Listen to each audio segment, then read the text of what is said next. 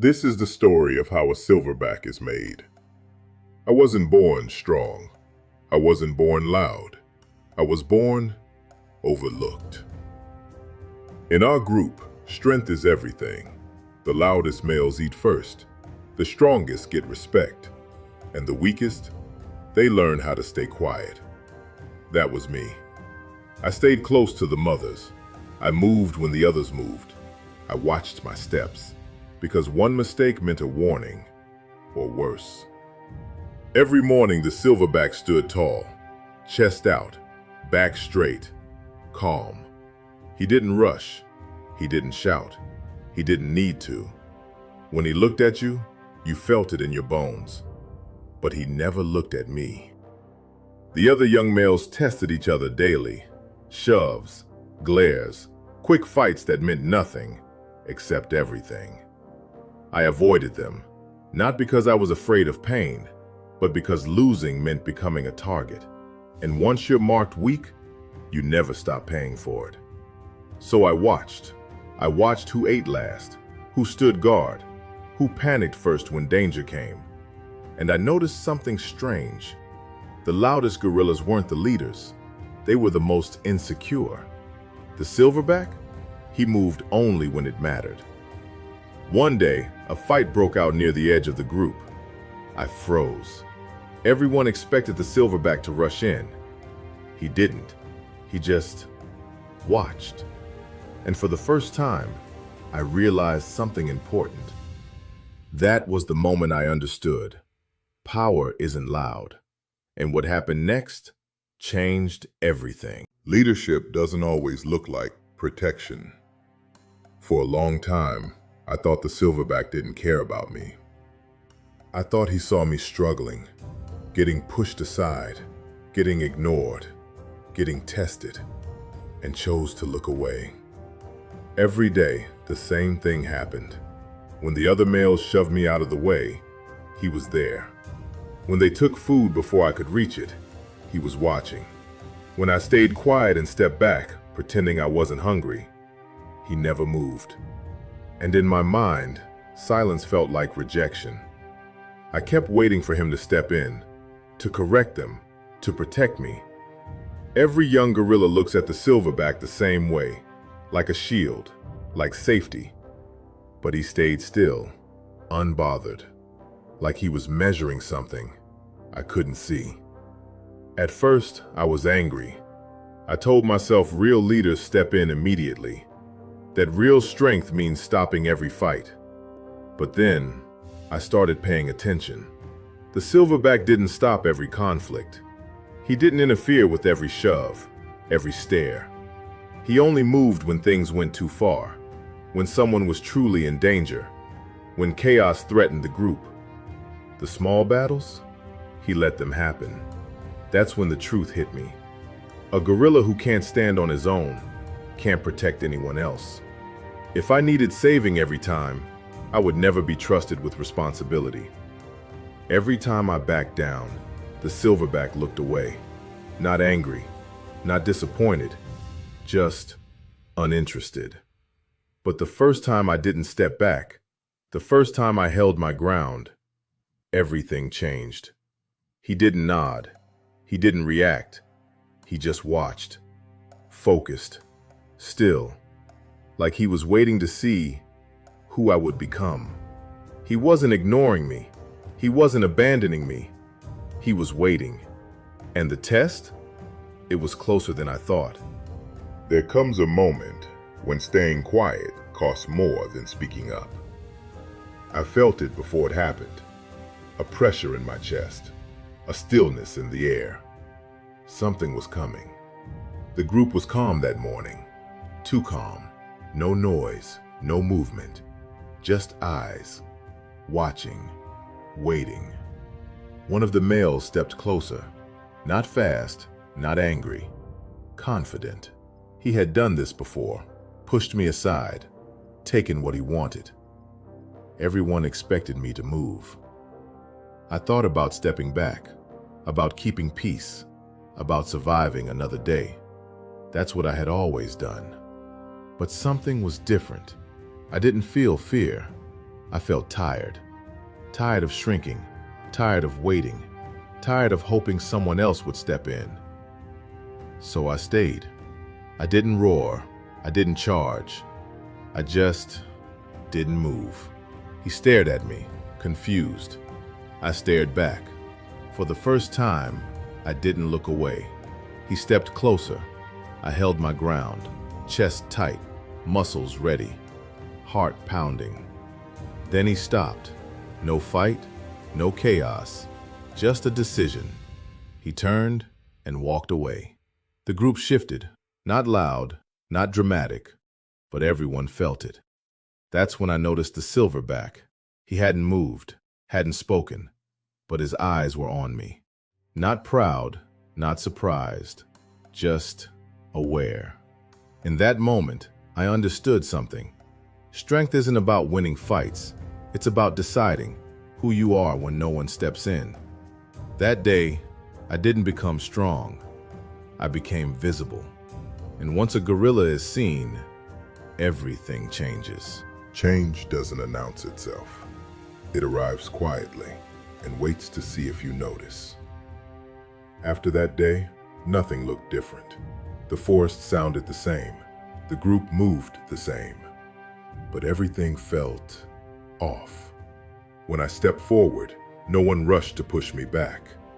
When I reached for food, hands didn't grab as quickly. No words were spoken. No rules were changed. Respect didn't arrive loud. It arrived careful.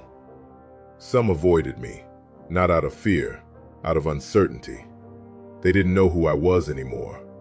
A few watched from a distance, longer than before, eyes following my movements, weighing something, measuring something.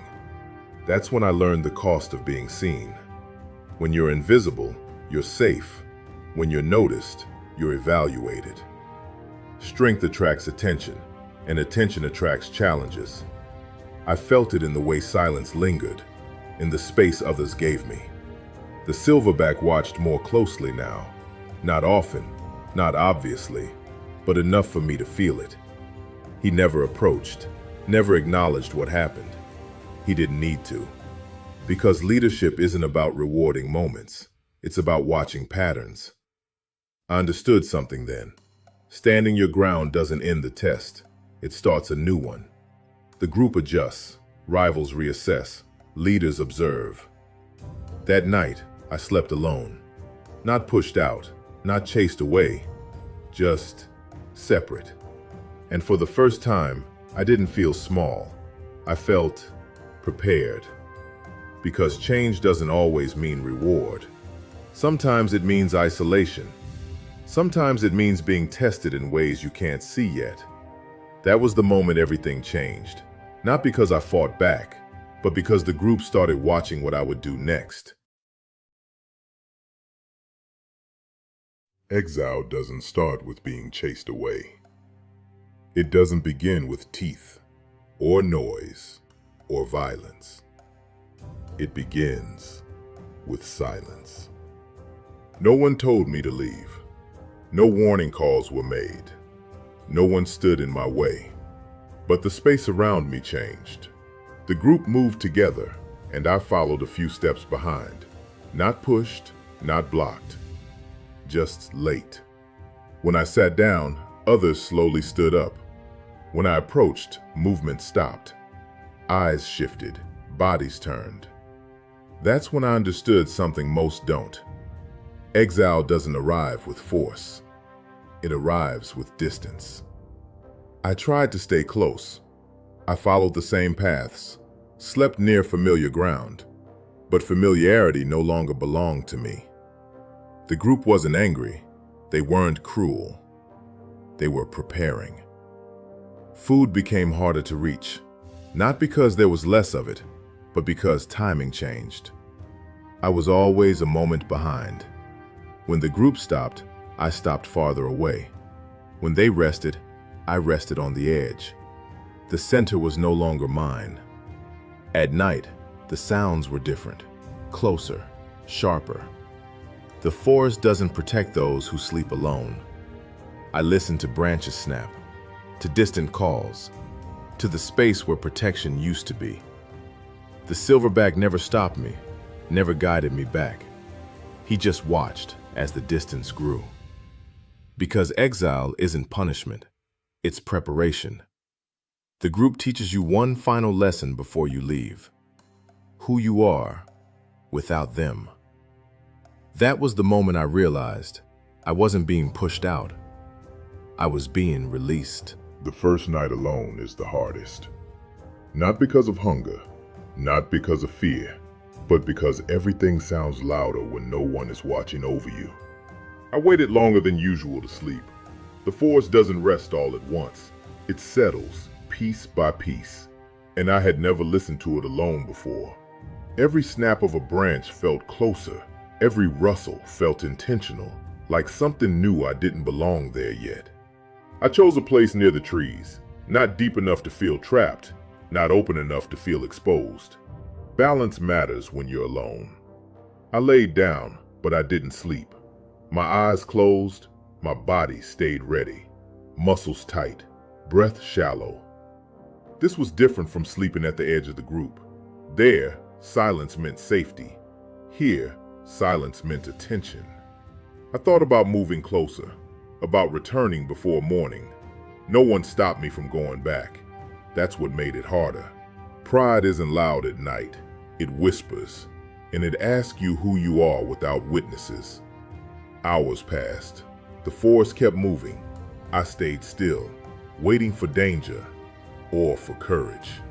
Something moved nearby, not close enough to see, close enough to hear. I didn't run. I stayed where I was, breathing slow, listening, learning. That night taught me something important. Strength isn't proven in front of others. It's proven when no one is there to help you. By morning, my body was tired, but my mind was clear. I had survived without protection. The first night alone doesn't make you strong. It shows you whether you're ready to become strong. Hunger doesn't arrive all at once. It starts as discomfort, then distraction. Then it becomes the only thing you can think about. At first, I told myself I could manage. I moved carefully, ate what I could find, saved energy. I thought discipline would be enough. But hunger doesn't respect discipline. It doesn't care about pride or patience. It only cares about survival. My body changed before my mind did. Steps felt heavier, movement slower. Even the forest felt farther away. I watched others eat from a distance, not close enough to challenge, not far enough to forget. The smell carried farther than I expected. I told myself not to rush, not to steal, not to test boundaries too early. But hunger doesn't negotiate. It whispers, tells you that one mistake won't matter, that one risk is worth it, that survival excuses everything. I caught myself thinking differently, watching paths, timing movements, calculating. That's when I noticed the shift. Hunger doesn't just weaken you, it sharpens you. Every sound mattered now. Every movement had purpose. Indecision disappeared. I stopped asking what was fair. I started asking what would keep me alive. That's the danger of hunger. It doesn't just change your body, it rewrites your rules. I took risks I wouldn't have before, moved closer than I should have, stayed longer than was safe. And I learned something important. Survival isn't clean, it isn't polite, it's honest. That day, I didn't eat much, but I learned how hunger thinks. And once you understand it, you never see the world the same way again. Hunger doesn't just test your strength, it reveals who you're willing to become. Exile isn't meant to break you. It's meant to reveal you. When the group is gone, there's no noise to hide behind, no routines, no protection, just choices. Every decision becomes yours. Where to move, when to rest, what risks to take. No one corrects you. At first, that feels like loss, because belonging is comfortable, and comfort makes decisions for you. Exile removes comfort. That's why it's necessary. A leader can't depend on the group to tell him who he is. He has to decide. Out here, mistakes cost more. There's no one to soften them, no one to share the weight. Every era teaches faster. I learned my limits, how far I could travel, how long I could wait, when patience turned into danger. Exile sharpens judgment. I learned my fears too, not the loud ones, the quiet ones. The fear of failing alone. But something else happened. The longer I stayed alone, the quieter the fear became. Not because it disappeared, but because I stopped running from it. That's when strength changes shape. It stops being about muscle and becomes about decision. Leadership isn't learned in crowds. Crowds distract you. Exile focuses you. I began to move with intention, not faster, not louder, clearer. That's the truth no one explains. Exile doesn't create leaders by giving them power. It gives them clarity. When you've survived alone, you don't rush dominance. You understand responsibility. Because leading others means knowing how to lead yourself when no one is watching. That's why exile exists. Not to remove you from the group, but to prepare you to one day return as something more. I didn't plan my return. I felt it. One morning, the forest felt smaller. Not because it changed, but because I had. I wasn't searching anymore. I knew where the group would be. Not from following tracks, but from understanding movement. Exile teaches patterns. I didn't rush back.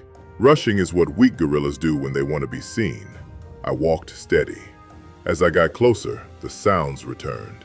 Branches breaking, low calls, familiar but distant. I stopped before they saw me, not out of fear, out of control. I watched first. Who moved where? Who guarded the edges? Who still looked over their shoulder? The group was the same. I wasn't. When I stepped forward, heads lifted. Not fast, not alarmed, curious. No one challenged me. No one tested me. That surprised me. Exile doesn't make you aggressive. It makes you precise. I didn't take space. Space was given. The young ones watched me. The older males watched me longer, not deciding whether to fight, but whether they needed to. That's when I felt it. Not dominance, recognition.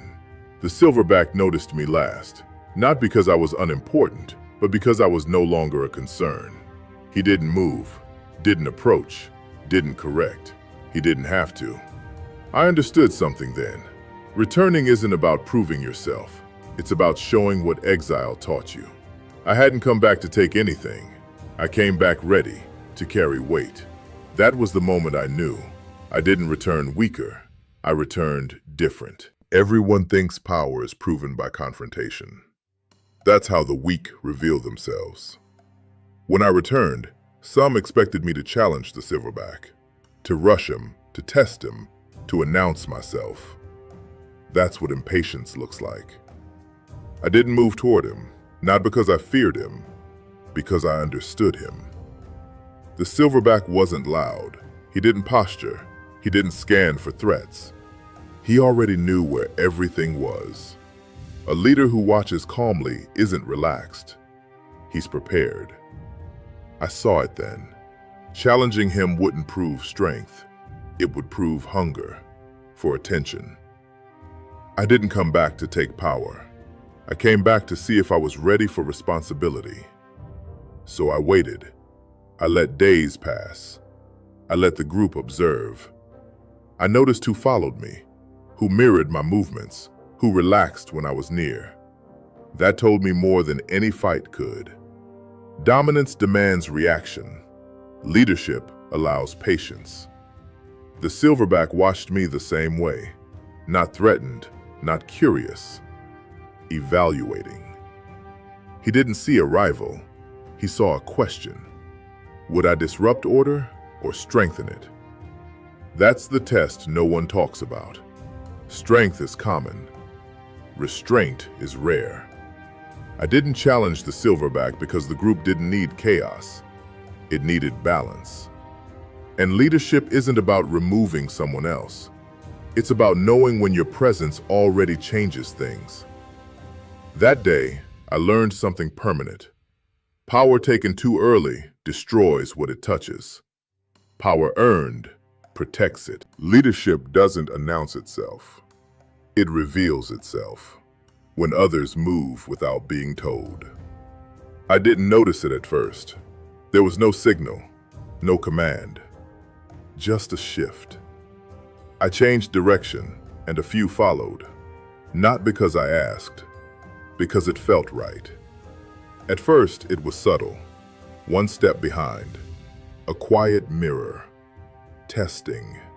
They watched how I moved, where I paused, when I stopped. Leadership begins as observation. I didn't rush. Rushing creates doubt. Calm creates trust. When danger passed nearby, they didn't scatter. They stayed close. That's not obedience. That's belief. I understood then. People don't follow strength. They follow certainty.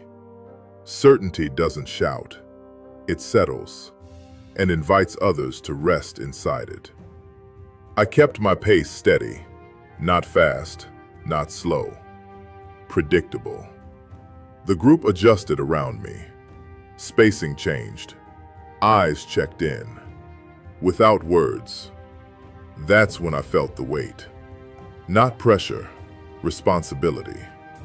Others were depending on my decisions. I remembered Exile, the hunger, the nights alone. Those lessons were finally useful. I chose safer paths, waited longer, protected energy. Leadership isn't about control.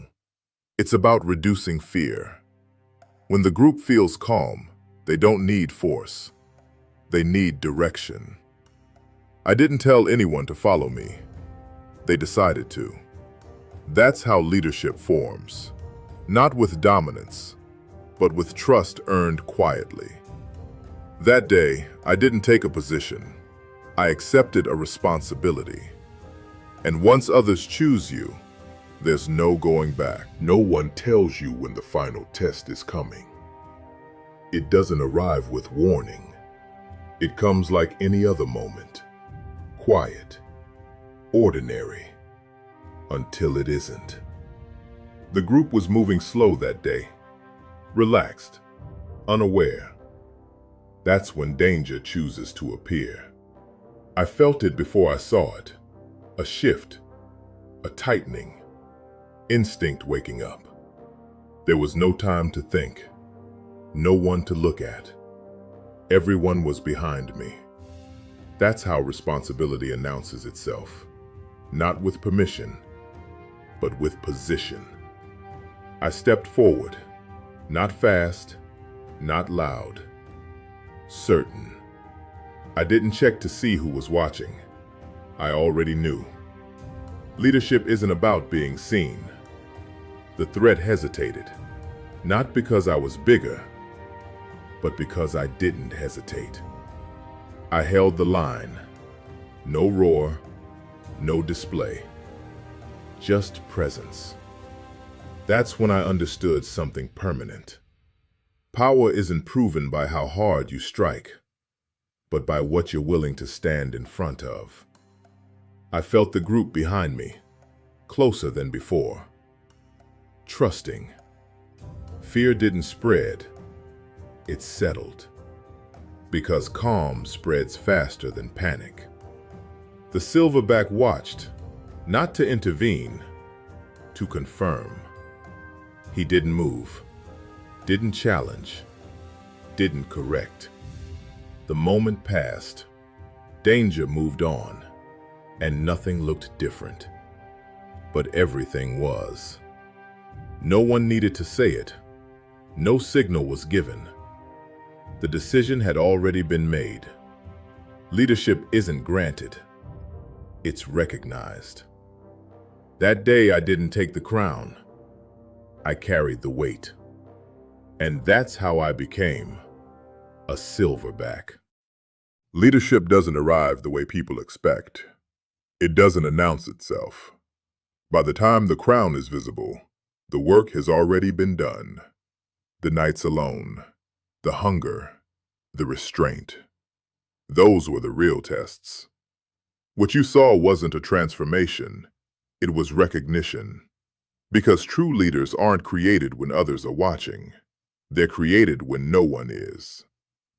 Exile didn't remove him from the group. It prepared him to protect it. And this journey doesn't end here. Leadership attracts attention. Strength invites challenge. Every crown creates a contender. Every leader faces what comes next. This was only the beginning.